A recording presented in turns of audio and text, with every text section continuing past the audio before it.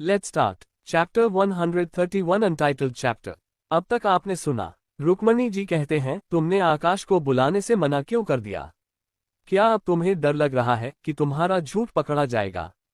रुक्मणी जी यह कह रही होती है कि तभी उनके कदमों में कोई आकर गिरता है। तो रुक्मणी जी, वैशाली जी और रूपाली जो तीनों एक साथ खड़ी थी, वह तीनों एक साथ 2 कदम पीछे हो जाती है। अब आगे किसी के गिरने की आवाज सुनकर सब नीचे देखते हैं तो वहां कोई और नहीं बल्कि आकाश वहां रुक्मणी जी, वैशाली जी और रूपाली के कदमों में पड़ा था। आकाश को इस तरह देखकर सबकी आंखें हैरानी से बड़ी हो जाती है। वही महेंद्र जी की निराशा में अपनी आंखें बंद कर लेते हैं। आकाश जिस दिशा से गिरा था, सब उस तरफ देखते हैं तो वहां एक 24 से 25 साल की लड़की खड़ी थी, जिसने स्काई ब्लू कलर की कुर्ती पहनी हुई थी। वह दिखने में बहुत ही ब्यूटीफुल थी। उसे लड़की को देखकर वैशाली जी गुस्से में कहती है, तुम कौन हो और तुम्हारी हिम्मत कैसे हुई मेरे बेटे को इस तरह से पटकने की? मैं तुम्हें छोड़ूंगी नहीं। इतना बोलकर वह गुस्से में अपना हाथ उठाते हुए उस लड़की को थप्पड़ मारने के लिए जाती है। तो वह लड़की तुरंत हरकत में आकर वैशाली जी का हाथ पकड़ उसे झटक देते हैं और कहती है, मैडम मैं सिर्फ अपने बॉस के ऑर्डर्स फॉलो कर रही हूँ। आपकी उम्र का लिहाज करके मैं इस बार तो आपको छोड़ रही हूँ, लेकिन अगली बार ऐसा नहीं होगा। इतना कहकर वह लड़की अपने चेहरे पर बिना किसी एक्सप्रेशन के रुद्राक्ष जिस सोफे पर बैठा था उसके पीछे जाकर अपने हाथ बंद कर खड़ी हो जाती है। वहीं उसे लड़की का मुंह तोड़ जवाब सुनकर और उसको रुद्राक्ष के पीछे हाथ बंधे हुए खड़ा देखकर हर कोई हैरानी से उन्हें देख रहा होता है। उसे लड़की ने वैशाली किसी का हाथ हल्के से ही मरोड़ा था, लेकिन फिर भी उन्हें काफी दर्द हो रहा था। वही आकाश जो अब तक जाग गया था वह उठने की कोशिश कर रहा होता है। ये देख वैशाली जी जल्दी से जाकर उसके उठने में मदद करती है। इस वक्त आकाश ने वही कपड़े पहने हुए थे जो उसने कल रात पार्टी में पहने थे। उसके बाल पूरी तरीके से बिखरे हुए थे। उसकी आंखें नशे की वजह से बुरी तरह लाल हो चुकी थी। उसके अंदर से शराब की बहुत तेज स्मेल भी आ रहे थे। आकाश बहुत ही मुश्किल से खड़ा हो पा रहा था। उसे अभी भी हैंगओवर था। आकाश के ऐसे हालात देखकर कोई भी कह सकता था कि आकाश ने हद से ज्यादा ही शराब पी ली थी। उसकी ऐसी हालत देखकर कुसुम जी रुक्मणी जी से कहती हैं, अब बोलिए माँ जी, आपको क्या कहना है? आकाश की ऐसी गलत देखकर भी आपको लगता कि रुद्राक्ष झूठ बोल रहा है? उद्धरण चिन्ह। आकाश की ऐसी हालत देखकर और कुसुम जी की बात सुनकर रुक्मणी जी से कुछ कहने को ही नहीं बन रहा था, क्योंकि आकाश को देखकर साफ का पता चल रहा था उसका कल रात का नशा अब तक उतरा नहीं है। वह चाहकर भी अब कुछ नहीं कह सकती थी। रुक्मणी जी को कुछ ना बोलना देखकर राजेंद्र जी जो अब तक चुप बैठे थे, वह गुस्से में आकाश की तरफ देखकर कहते हैं, आकाश ये कैसी हरकत है? तुम किसी के पार्टी में शराब पीकर तमाशा कैसे कर सकते हो? एक बार जरा अपना हाल तो देखो, तुम में से अभी भी शराब की स्मेल आ रही है। उद्धरण चिन्ह। अपने दादाजी की बात सुनकर आकाश जो बहुत मुश्किल से खड़ा हुआ था, वह कहता है, दादाजी वह मैं खुद नहीं पीना चाहता था, पता नहीं कैसे पर मैंने वह पी लिया। इतना बोल वह फिर से जमीन पर बैठ जाता है, क्योंकि उसके सर में बहुत तेज दर्द हो रहा था, जिसकी वजह से उसे ठीक से खड़ा भी नहीं हुआ जा रहा था। तभी महेंद्र जी आकाश का बचाव करते हुए कहते हैं, पिताजी आप आकाश पर गुस्सा मत कीजिए। हो सकता है कि उसने खुद शराब न पी हो, बल्कि उसके दोस्तों में से किसी ने उसे धोखे से पिला दी हो। आप तो जानते ही हैं ना कि वह कभी भी ऐसी हरकत नहीं कर सकता। उद्धरण चिन्ह। तभी वैशाली जी भी महेंद्र जी की बात में साथ देते हुए कहती है, हाँ पिताजी, महेंद्र जी सही कह रहे हैं।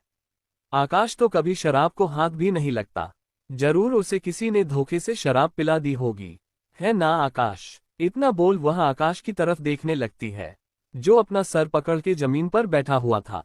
उसे आसपास के किसी भी चीज का होश नहीं था। वही महेंद्र जी और वैशाली जी को आकाश का बचाव करते हुए देखकर प्रताप जी कहते हैं, भाभी थोड़ी देर पहले जो नींबू पानी आप मेरे बेटे को पिलाने के लिए उतावली हो रही थी, वैसा ही नींबू पानी जरा अपने बेटे के लिए भी मंगवा कर उसे पिलाओ, ताकि उसका नशा थोड़ा सा उतरे और वह बोलने की हालत में आ सके। उद्धरण चिन्ह। प्रताप जी की बात सुनकर वैशाली जी के चेहरे का रंग उड़ जाता है, क्योंकि प्रताप जी सबके सामने उसे ताना मार रहे थे, लेकिन वह कुछ कर नहीं सकती थी। प्रताप जी का ताना सुनकर वैशाली जी गुस्से में अपना पैर पटकते हुए किचन की तरफ आकाश के लिए नींबू पानी लाने के लिए चली जाती है। तभी रुद्राक्ष रुक्मणी जी से कहता है, दादी माँ थोड़ी देर पहले आपने कहा था ना कि कल रात की पार्टी की न्यूज में आकाश भाई का कहीं भी नाम नहीं है। तो आप एक बार फिर से इंटरनेट पर चेक करके देख लीजिए। इस बार भाई का नाम भी शामिल हुआ है, साथ ही उनकी फोटो भी अपलोड हुई है, जिसमें बड़े पापा उन्हें घसीटते हुए पार्टी से बाहर ले जा रहे थे। आप एक बार पूरी न्यूज़ अच्छे से देख लीजिए। अगर आपको उसमें कोई कमी लगे तो बता दीजिएगा, वह भी पूरी हो जाएगी। इतना बोलकर रुद्राक्ष अपने चेहरे पर मजाकिया मुस्कान लाकर के रुक्मणी जी को देखने लगता है। वही रुद्राक्ष की बात एक बार के लिए तो किसी को समझ में नहीं आती है, लेकिन जैसे ही उसकी बात का मतलब उन्हें समझ में आता है, सबकी आंखें हैरानी से बड़ी हो जाती है। वही रूपाली जल्दी से अपने फोन में फिर से कुछ ढूंढने लगती है, तो देखती है कि इस बार न्यूज में आकाश का नाम ही नहीं बल्कि उसकी फोटो भी साफ साफ दिख रही थी। वहीं प्रताप जी भी हैरानी और कंफ्यूजन से रुद्राक्ष को देख रहे होते हैं, क्योंकि उन्होंने आकाश की शराब पीकर तमाशा खड़ी करने वाली न्यूज को पहले ही दबा दी थी, लेकिन फिर भी वह न्यूज बाहर आई गई। वह सोच रहे थे कि शायद उन्होंने इस बार कहीं गलती कर दी है, जिस वजह से वह ये न्यूज छुपा नहीं पाए। लेकिन अब रुद्राक्ष की बात सुनकर उन्हें यकीन हो गया था कि रुद्राक्ष ने खुद ही वायरल करवाई है। वह ये न्यूज ले जाकर रुक्मणी जी को भी दिखाती हैं। वही वह न्यूज देखकर रुक्मणी जी गुस्से में रुद्राक्ष की तरफ देखकर कहती है, रुद्राक्ष, इसका मतलब है कि यह न्यूज तुमने वायरल करवाई है। उद्धरण चिन्ह। अब तक वैशाली जी भी नींबू पानी लेकर आ जाती है। वह नींबू पानी आकाश को पीने के लिए देती है। फिर वह भी रूपाली के फोन में आकाश की तस्वीर देखती है, और रुक्मणी जी की बात सुनकर उसे समझ में आ जाता है कि यह न्यूज रुद्राक्ष नहीं अपलोड करवाई है। ये जानकर उन्हें रुद्राक्ष पर बहुत ही गुस्सा आता है। फिर वह कुछ सोचकर गुस्से में रुद्राक्ष की तरफ देखकर कहती है, रुद्राक्ष, कहीं ऐसा तो नहीं कि कल रात पार्टी में आकाश को शराब भी तुमने ही पिलाई थी, उसे बदनाम करने के लिए। उद्धरण चिन्ह। चैप्टर 132। जैसा बोओगे वैसा ही काटोगे। ये जानकर उन्हें रुद्राक्ष पर बहुत ही गुस्सा आता है। फिर वह कुछ सोचकर गुस्से में रुद्राक्ष की तरफ देखकर कहती है, रुद्राक्ष, कहीं ऐसा तो नहीं कि कल रात पार्टी में आकाश को शराब भी तुमने ही पिलाई थी, उसे बदनाम करने के लिए। उद्धरण चिन्ह। अब आगे। वहीं उन दोनों की बात सुनकर रुद्राक्ष कहता है, दादी माँ, बड़ी माँ, मैंने आकाश भाई के साथ कुछ भी नहीं किया। आपने वह कहावत तो सुनी ही होगी, जैसा बोओगे वैसा ही काटोगे। आकाश भाई के साथ भी बिल्कुल वैसा ही हुआ है। रुद्राक्ष की बात सुनकर प्रताप जी सवालिया नजरों से उसकी तरफ देखकर कहते हैं, तुम्हारे कहने का क्या मतलब है रुद्राक्ष? प्रताप जी की बात सुनकर रुद्राक्ष अपने चेहरे पर मासूमियत लाते हुए कहता है, कुछ भी नहीं पापा, मैं तो बस ये कह रहा था कि आकाश भाई के साथ जो कुछ भी हुआ है उसमें उनकी ही गलती है। उन्हें क्या ही जरूरत थी इतनी ज्यादा शराब पीने की? अगर वह शराब पीते नहीं तो ये सब कुछ होता ही नहीं ना। और रही बात न्यूज की, तो हाँ, आकाश भाई के नाम और फोटो वाली न्यूज में ही टेलीकास्ट करवाई है, क्योंकि थोड़ी देर पहले ही मुझे रियलाइज हुआ कि सुबह न्यूज आई थी, उसमें सिर्फ ये लिखा था कि रावत परिवार के बेटे ने शराब पीकर पार्टी में किया तमाशा, जिसमें आकाश भाई का नाम कहीं भी नहीं लिखा था। और इस वजह से दादी और बड़ी माँ को ये कंफ्यूजन हो गई कि वह सब मैंने किया है। ऐसी ही कंफ्यूजन शहर में कई दूसरे लोगों को भी तो हो सकती है ना। अगर ऐसा होता है तो इस न्यूज की वजह से शहर में मेरी इमेज खराब भी हो सकती है। इसलिए मैंने तो बस अपनी इमेज क्लियर करने के लिए ही आकाश भाई का नाम और फोटो टेलीकास्ट करवाई है। ऐसा करने का मेरा उनके लिए कोई बुरा इंटेंशन नहीं था। इतना बड़ा रुद्राक्ष अपना चेहरा मासूम सा बना लेता है, जैसे उसने तो कोई गलती की ही ना हो। रुद्राक्ष की बात सुनकर राजेंद्र जी कहते हैं, तुमने बिल्कुल सही किया रुद्राक्ष। अगर तुम यह नहीं करते तो आगे चलकर तुम्हें इस न्यूज की वजह से कोई ना कोई परेशानी खड़ी हो सकती थी। उद्धरण चिन्ह। राजेंद्र जी की बात सुनकर प्रताप जी, कुसुम जी और रुद्राक्ष के चेहरे पर मुस्कान आ जाती है। वही रुक्मणी जी गुस्से से उन्हें देखकर कहती है, आप ये कैसी बात कर रहे हैं? आप रुद्राक्ष का इन सब में साथ कैसे दे सकते हैं? इसकी वजह से अब जो लोग आकाश के बारे में नहीं जानते थे वह भी जान जाएंगे, और इसकी वजह से पूरे शहर में आकाश की कितनी बदनामी होगी। उद्धरण चिन्ह। रुक्मणी जी की बात सुनकर राजेंद्र जी अपने चेहरे पर सहज भावाला कर कहते हैं, इसमें गुस्सा करने की क्या बात है रुक्मणी जी? रुद्राक्ष बस अपना नाम क्लियर कर रहा है। अब देखो ना, उस न्यूज को देखकर तुम्हें खुद ये गलतफहमी हो गई कि पार्टी में तमाशा आकाश ने नहीं रुद्राक्ष ने किया था। ऐसी ही कंफ्यूजन और भी किसी के साथ हो सकती है। अब आकाश को तो अभी कॉलेज में सिर्फ पढ़ रहा है, लेकिन रुद्राक्ष का तो अपना बिजनेस है, और इस तरह के न्यूज की वजह से उसके बिजनेस पर भी तो असर पड़ सकता है ना। इसीलिए एक बिजनेसमैन की नजरों से देखा जाए तो रुद्राक्ष ने अपना नाम क्लियर कराकर कोई गलती नहीं की। उद्धरण चिन्ह। राजेंद्र जी की बात सुनकर रुक्मणी जी से तो कुछ कहने को ही नहीं बन रहा था। तभी आकाश, जो जिसका नशा अब पूरी तरीके से उतर चुका था, वह खड़ा होते हुए रुद्राक्ष की तरफ उंगली दिखता है और वह राजेंद्र जी से कहता है, लेकिन दादाजी, रुद्राक्ष को अपना नाम क्लियर करने के लिए मुझे बदनाम करने की क्या जरूरत थी? अगर इसके पास इतनी पावर है कि इसने फिर से न्यूज में मेरा नाम को और कल रात की पार्टी वाली मेरी फोटोज को ऐड करवा सकता है, तो इसके बजाय वह पहले वाली न्यूज को इंटरनेट से डिलीट भी तो करवा सकता था। या फिर वह कोई ऐसा स्टेटमेंट रिलीज करवाता जिससे कि यह साबित हो कि पहले जो न्यूज आई थी वह झूठी है। कल रात की पार्टी में ऐसा कुछ भी नहीं हुआ है। इसके बजाय इसने सबके सामने मेरा नाम उजागर कर दिया। ये तो गलत है ना? उद्धरण चिन्ह। आकाश की बात सुनकर रुद्राक्ष कहता है, आकाश भाई, इसमें क्या ही गलत है? शायद आपने सुना नहीं, मैंने पहले ही कहा है, इंसान जैसा बोओगा वैसा ही काटोगा। अब इसमें मैं क्या कर सकता हूँ? और वैसे भी वह आप ही थे जिसने ज्यादा शराब पीकर पार्टी में तमाशा खड़ा किया। अब इन सब में मेरी तो कोई गलती थोड़ी ना है। अब आपने जो किया उसे एक्सेप्ट करने में क्यों शर्मा रहे हैं? इतना बोल रुद्राक्ष टेढ़ी मुस्कान के साथ आकाश की तरफ देखने लगता है। रुद्राक्ष की मुस्कान देखकर आकाश और महेंद्र जी समझ जाते हैं कि वह क्या कहना चाहता है, क्योंकि यह सारी प्रिपरेशन आकाश ने और महेंद्र जी ने ही करवाई थी।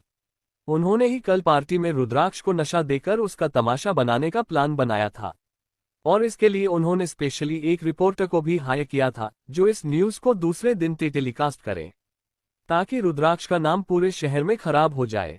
लेकिन उसे यह समझ में नहीं आ रहा था कि कैसे रुद्राक्ष को उसके दी हुई दवाई का नशा नहीं चढ़ा, बल्कि सिर्फ जरा सी वाइन पीने की वजह से वह इतना नशे में चला गया और रुद्राक्ष की जगह वह खुद अपने ही बनाए हुए जल में फंस गया। आकाश अपना सर पकड़ते हुए ये सब सोच ही रहा था कि तभी उसके दिमाग में कुछ क्लिक होता है और वह रुद्राक्ष की तरफ हैरानी से देखते हुए कहता है, ऐसा नहीं है। मुझे अच्छे से याद है कि मैं कल पार्टी में कोई ज्यादा शराब नहीं पी थी। मैंने तो बस एक गिलास वाइन ही पी थी, वह भी तक जब तुम मेरे बगल में खड़े थे। मुझे पक्का यकीन है कि तुमने ही उस वाइन में मेरी नजरों से छुपा कर जरूर ऐसा कुछ मिलाया होगा जिस वजह से मुझे ज्यादा नशा चढ़ गया हो। उद्धरण चिन्ह। आकाश की बात सुनकर प्रताप जी कहते हैं, आकाश, तुम इस तरह का झूठ कैसे बोल सकते हो? और तो और अपनी गलत हरकतों को छुपाने के लिए रुद्राक्ष पर इस तरह का इल्जाम कैसे लगा सकते हो? मुझे अच्छे से याद है, तुम और तुम्हारे फ्रेंड्स तब भी ड्रिंक कर रहे थे जब रुद्राक्ष तुम्हारे साथ नहीं था। इसलिए ये तो कहो ही मत कि तुमने सिर्फ एक ग्लास वाइन पी थी जिस वजह से तुम्हें नशा चढ़ गया। तुमने उस वाइन के अलावा और भी ड्रिंक की थी। और अगर एक बार के लिए तुम्हारी बात को मान भी लिया जाए कि रुद्राक्ष ने सब नजरों से छुपा कर तुम्हारे वाइन में कुछ मिला दिया हो, तो नशा सिर्फ तुम्हें होना चाहिए था, जबकि पार्टी में सिर्फ तुम ही नहीं, तुम्हारे साथ तुम्हारे सारे दोस्त भी पूरी तरीके से नशे में धुत हो गए थे, एवं उनमें से एक या दो की हालत तो तुमसे भी ज्यादा खराब थी। अब रुद्राक्ष हर किसी की वाइन में चोरी छुपे कुछ मिला तो सकता नहीं था, इसलिए उस पर इस तरह के बेबुनियाद इल्जाम लगाना बंद करो। उद्धरण चिन्ह। Chapter 133 untitled chapter.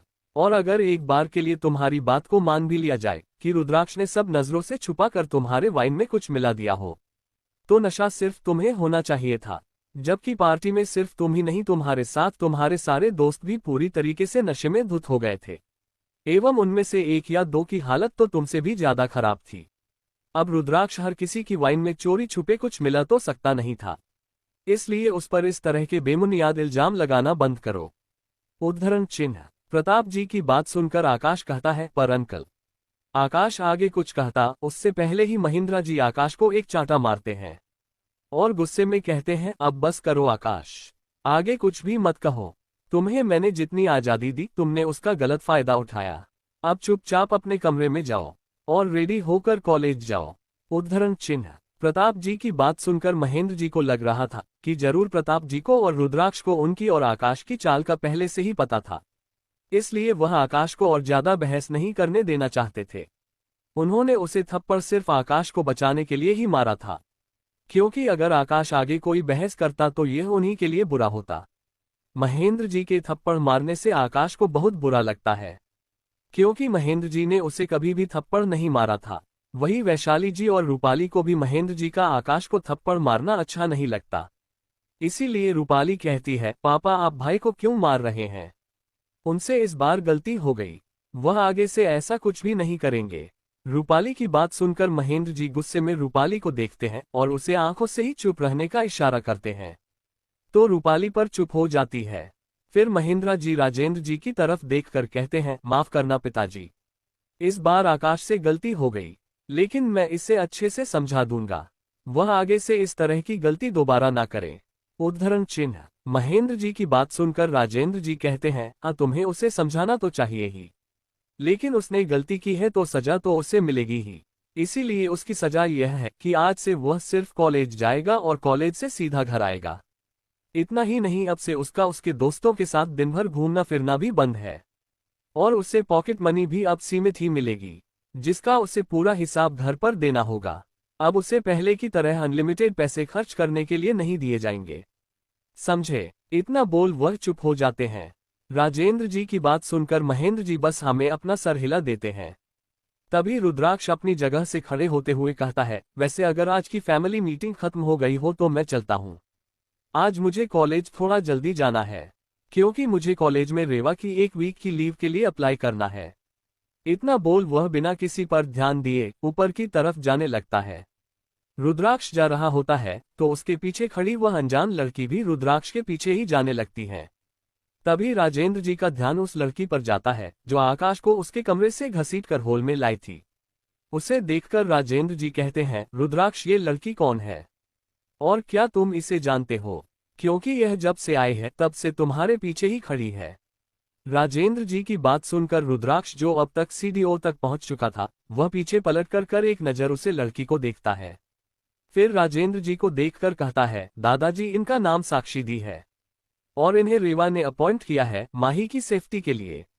ये सिर्फ रेवा के ऑर्डर्स फॉलो करती है और उसी की बात मानती है। मैं बस इतना ही जानता हूँ, बाकी अगर आपको कुछ और जानना है तो जब रेवा वापस आ जाए तक आप उसी से ही पूछ सकते हैं।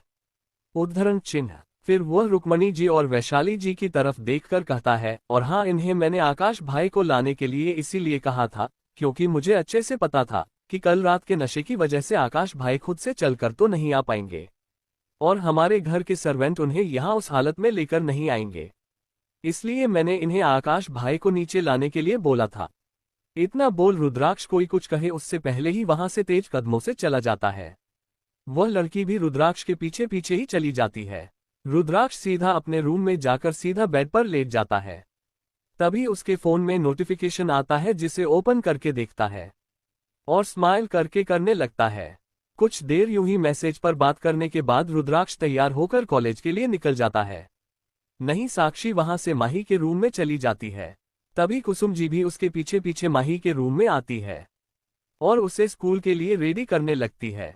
वही साक्षी इस वक्त रूम में बस एक कोने में साइड पर बैठी हुई उन दोनों को देख रही थी। उसके आंखों में किसी भी तरह का इमोशन नहीं था।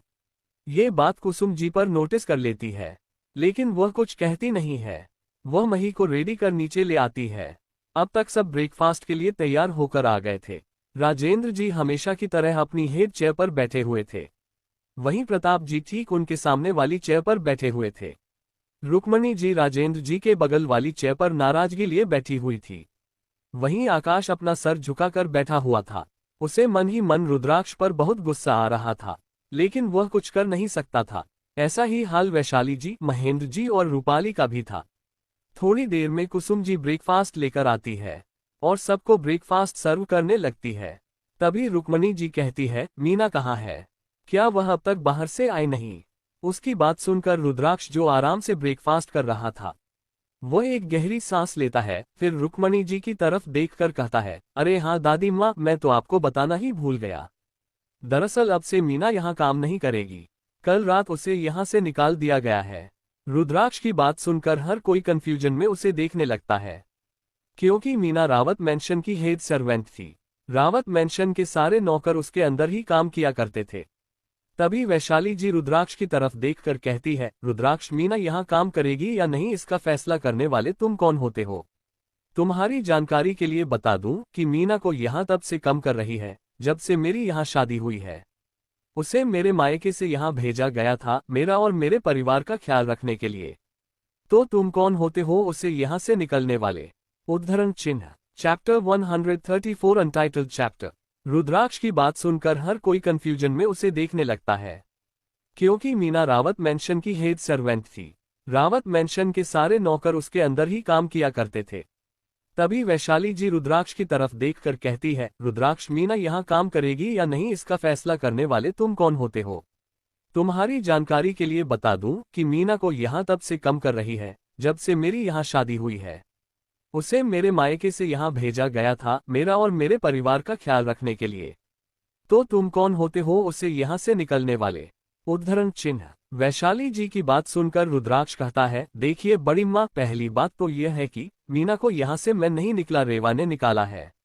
और दूसरी बात ये कि हम उसे यहाँ से निकलने वाले होते कौन है? तो आप शायद भूल रही है कि हम भी इसी परिवार के सदस्य हैं और मीना सिर्फ यहाँ की सर्वेंट। अगर हमें उसकी कोई हरकत सही नहीं लगी तो हम उसे यहाँ से निकाल सकते हैं। और वैसे भी हमने उसे यहाँ से काम से नहीं निकला है, वह इस वक्त सिर्फ इस घर से बाहर गई है। उद्धरण चिन्ह। रुद्राक्ष की बात सुनकर वैशाली जी कहती हैं, मीना ने जो भी किया हो, लेकिन तुम लोगों को ऐसा करने से पहले एक बार किसी बड़े से पूछ तो लेना चाहिए था। अगर तुम्हें मीना से कोई प्रॉब्लम थी तो हमें बता सकते थे, उसे सीधा घर से बाहर निकाल देने की क्या जरूरत थी? उद्धरण चिन्ह। फिर वैशाली जी राजेंद्र जी की तरफ देखकर कहती हैं, देखिए न पिताजी, अब तक तो रुद्राक्ष और रेवा बिना किसी को बताए कहीं भी आया जाया करते थे, लेकिन अब तो ये किसी को भी बिना बताए हमारे घर घर के मामले में इतने बड़े डिसीजन खुद ले रहे हैं। आप अच्छे से जानते हैं मीना मेरे लिए सिर्फ इस घर की सर्वेंट ही नहीं बल्कि मेरे दोस्त की तरह ही है। रीवा उसे ऐसे ही बिना किसी कारण के कैसे निकल सकती है? उद्धरण चिन्ह। वैशाली जी राजेंद्र जी से शिकायत कर ही रही थी कि तभी रुक्मणी जी कहती है, वैशाली तुम मीना को फोन करो और उसे घर वापस आने के लिए कहो। मुझे आपका यकीन है कि वह यहाँ से ज्यादा दूर नहीं गई होगी, और मैं भी देखती हूँ उसे यहाँ से अब कौन निकालता है। उद्धरण चिन्ह। इतना बोलकर वह गुस्से वाली नजरों से रुद्राक्ष की तरफ देखने लगती है। वहीं उसकी नजरों का रुद्राक्ष पर कोई असर भी नहीं हो रहा था। वहीं रुक्मणी जी की बात सुनकर वैशाली जी मीना को फोन करने के लिए फोन निकलती है। वहीं वैशाली जी और रुक्मणी जी की बात सुनकर राजेंद्र जी रुद्राक्ष की तरफ देखते हैं और कहते हैं, रुद्राक्ष, क्या तुमने जो अभी अभी कहा वह सच है? क्या रेवा ने सच में बिना किसी को बताए मीना को घर से बाहर निकाल दिया है?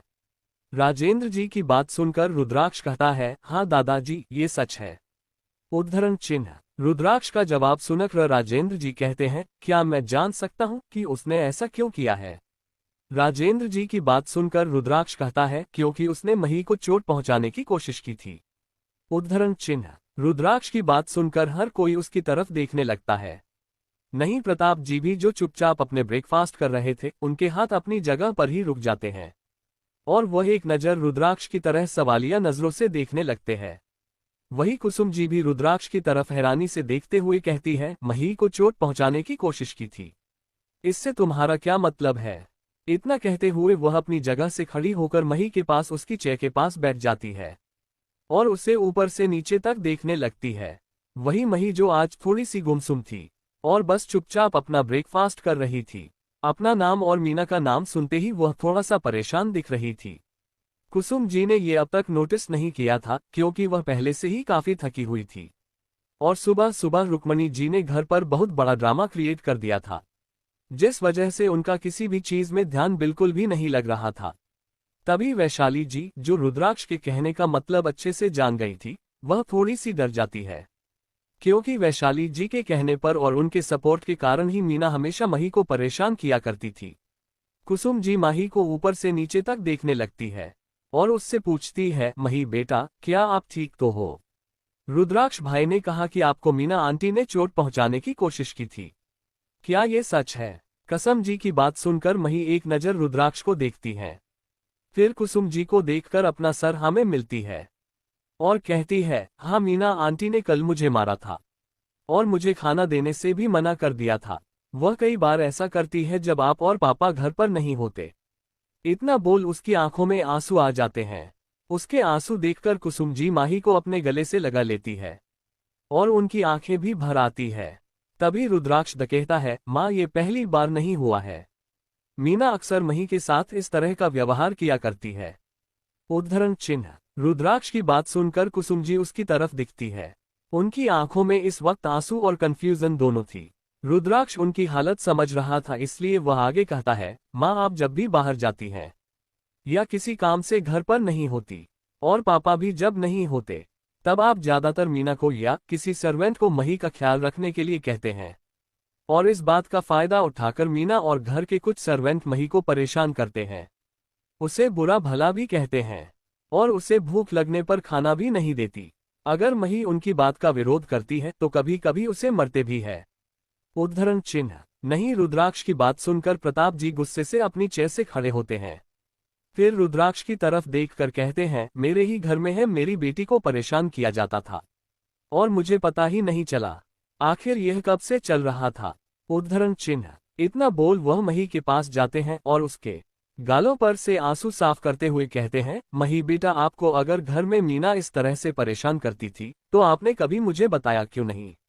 आप पापा को या मम्मी को बता सकते थे ना। उद्धरण चिन्ह। To be continued. क्यों नहीं बताया होगा मही ने मीना के बारे में? क्या होगा इस स्टोरी में आगे जानने के लिए मेरे ये स्टोरी सुनते रहिए।